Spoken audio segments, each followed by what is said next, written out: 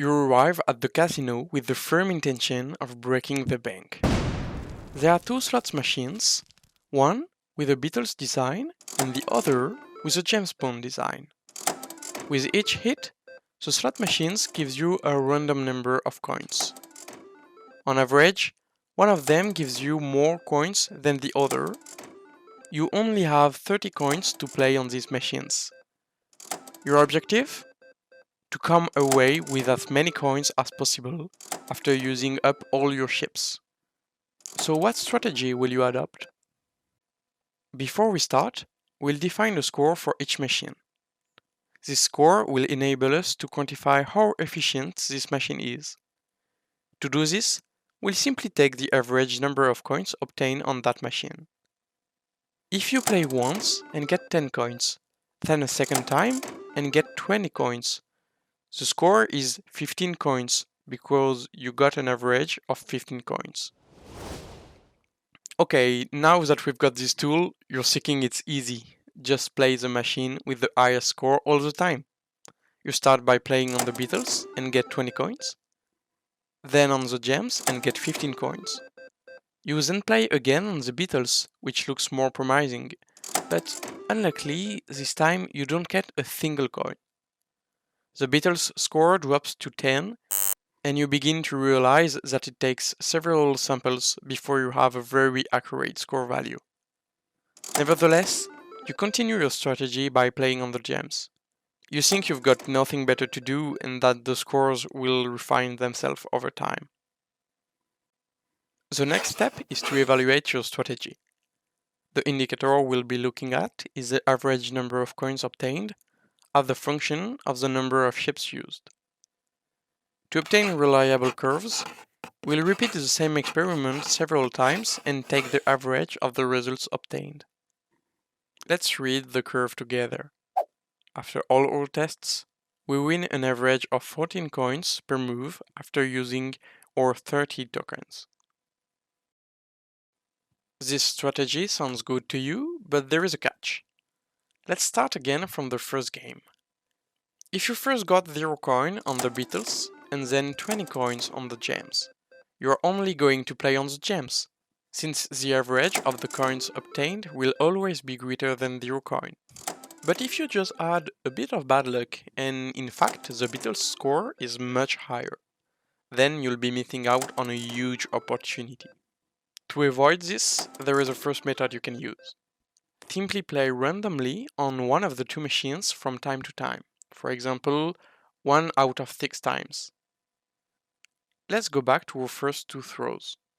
Before using your third ship, you roll a dice. If you get 6, you play on the lesser of the 2 machines. Otherwise, you continue your strategy as if nothing had happened. You roll the dice and get 3. Fine, you play on the Gems and get 6 coins. Before using your fourth ship, you roll the dice again and get 6. You then play on the Beatles and, as luck would have it, you get 40 coins.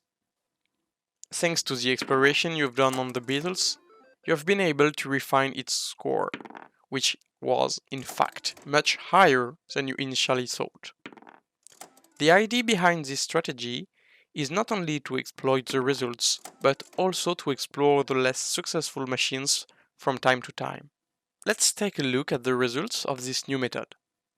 As before, we plot our curve and see a clear improvement on the first method.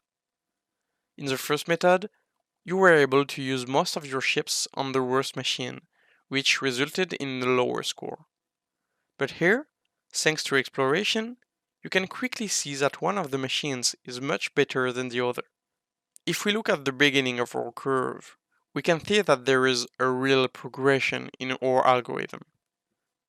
Over time, thanks to the exploration, the algorithm learns to refine the scores for each of the 2 slot machines. We call this method the epsilon greedy method, where epsilon represents the percentage of ships used at random. Here, it would be 1 out of 6 greedy method. But you may say that choosing to play at random isn't necessarily the best method. Indeed, the more ships you use, the more reliable each machine's score will be. Another idea will be to use confidence intervals. If you use a token on the Beatles and get 20 coins, you can't be sure of the reliability of the result. You therefore give a large area in which the score you're looking for is likely to be found, materialized here by the red interval. But the more you play on the machines, the more reliable your score becomes, and your interval narrows. The idea of the new method is to use the highest value of your interval to select the machine you're going to play on. We take the score of our machines, to which we add a value symbolizing the confidence we have in the result. Graphically, we play on the machine with the highest red arrow. This method is called the upper confidence bound, and there are many ways of defining our interval. The most important thing to understand is that the more you've played on a machine, the more precise the zone in which the score lies, and therefore, the smaller the margin. For the purists out there, here are the formula I used for the simulations. For the mathematicians among you, this formula comes from Hofding's inequality.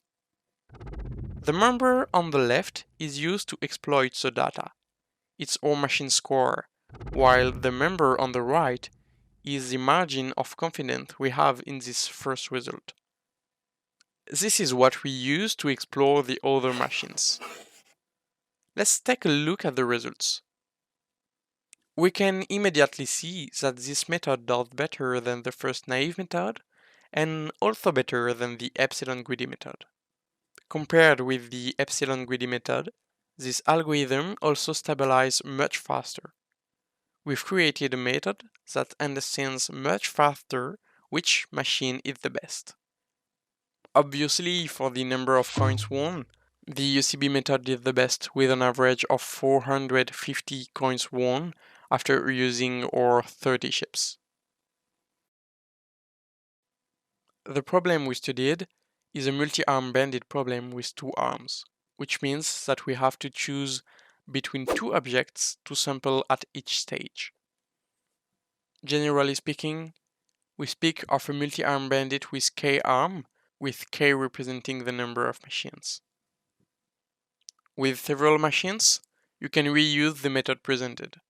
For the epsilon greedy method, when you make 6, you choose a machine at random. For the UCB method, just change nothing. Keep calculating the upper confidence bound and select the machine with the best upper confidence bound. Bandit problems are very popular in reinforcement learning because you have to choose between exploiting data or exploring new ones. This is the basis for understanding how DeepMind designed its algorithm to beat any human at Go, but that's for a later video.